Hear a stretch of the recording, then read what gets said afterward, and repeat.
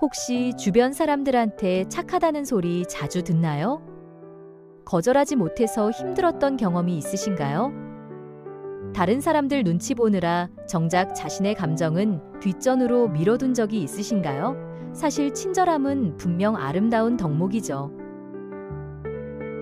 그런데 이 친절함이 지나쳐서 오히려 자기 자신을 잃어버리게 된다면 어떨까요?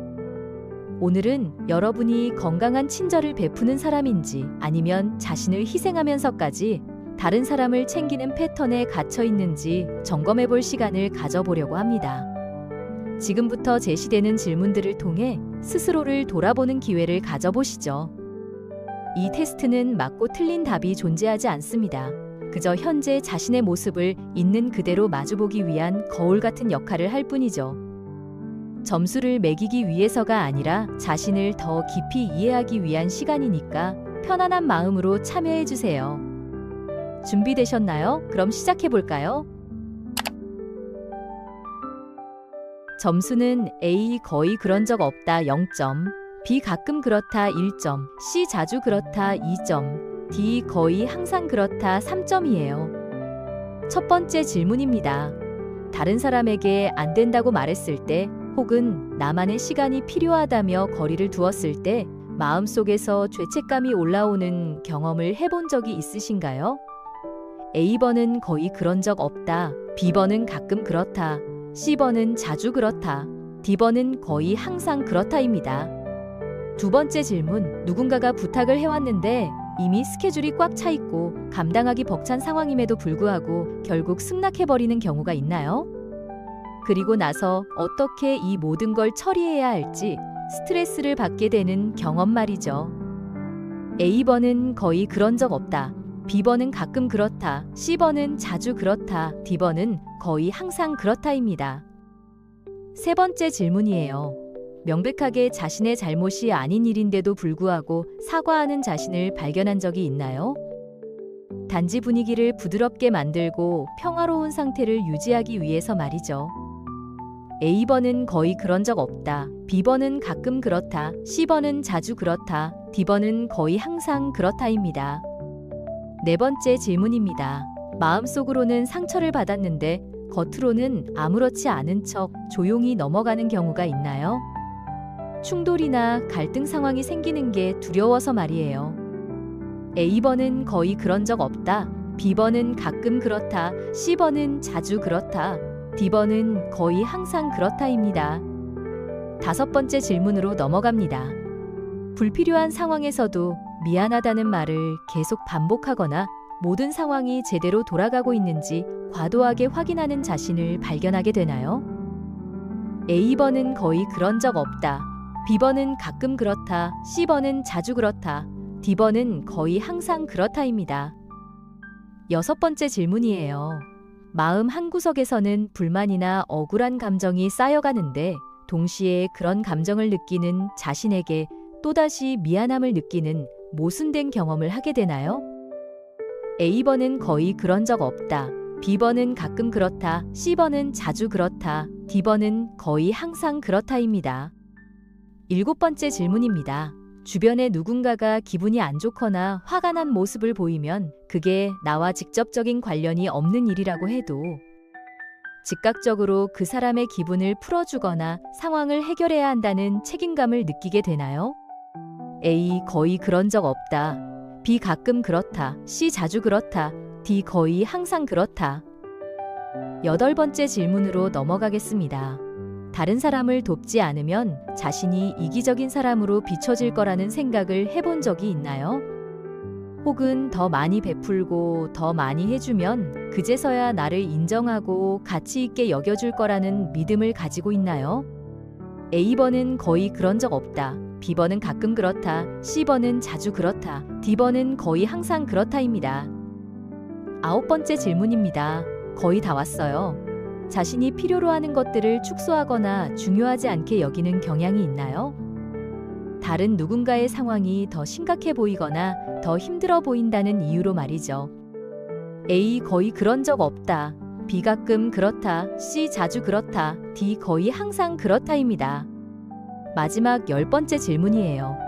누군가가 자신에게 화를 내거나 좋아하지 않는 것처럼 보일 때 그 상황이 머릿속에서 계속 맴돌면서 어떻게든 관계를 회복하려고 애쓰게 되나요? 설령 그게 자신의 잘못이 아니라는 걸 알면서도 말이죠. A번은 거의 그런 적 없다. B번은 가끔 그렇다. C번은 자주 그렇다. D번은 거의 항상 그렇다입니다. 자, 이제 여러분이 선택한 답변들을 모아볼까요? 깊게 숨을 들이쉬고 내쉬세요. 이건 누군가를 평가하거나 등급을 매기는 게 아니라는 점을 기억해 주세요. 단지 자기 자신을 조금 더 깊이 들여다보고 이해하기 위한 부드러운 성찰의 시간이니까요. 결과를 확인할 준비가 되셨나요? 만약 점수가 0점에서 10점 사이라면 여러분은 단단한 뿌리를 가진 베푸는 사람이라고 할 수 있습니다. 다른 사람의 감정을 깊이 공감하고 이해하는 능력을 가지고 있지만 동시에 자기 자신을 존중하는 방법도 충분히 익혀왔다는 뜻이죠. 필요한 순간에는 거절할 수 있고 다른 사람을 도우면서도 자신을 잃지 않는 균형 감각을 가지고 있습니다. 이건 결코 쉬운 일이 아니에요. 아마도 오랜 시간 동안 자기 자신을 관찰하고 배우면서 이 지점까지 온 거라고 생각합니다. 계속해서 자신의 내면 상태를 체크하고 필요한 것들을 소중히 여기는 태도를 유지하세요. 건강한 방식으로 베푼다는 건 모든 걸 다 내어주는 게 아니라 부담 없이 자유롭게 주되 죄책감이나 두려움 없이 주는 거니까요. 점수가 11점에서 20점 사이에 있다면 여러분은 자신을 희생하는 유형의 사람입니다. 따뜻한 마음과 진심으로 다른 사람들을 돕고 싶어 하는 마음을 가지고 있어요.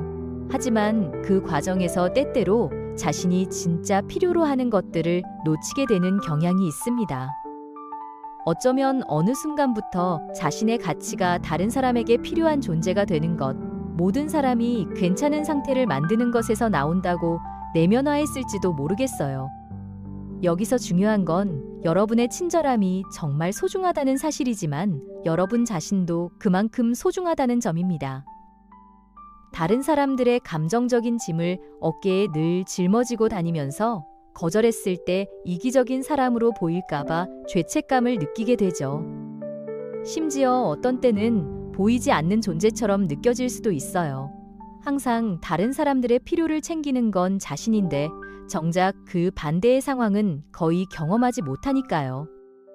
그 마음 깊은 곳에는 조용한 두려움이 자리 잡고 있을 수 있습니다. 만약 내가 도움이 되지 않는다면, 쓸모없어 보인다면 사랑받을 수 없는 게 아닐까 하는 불안감 말이에요.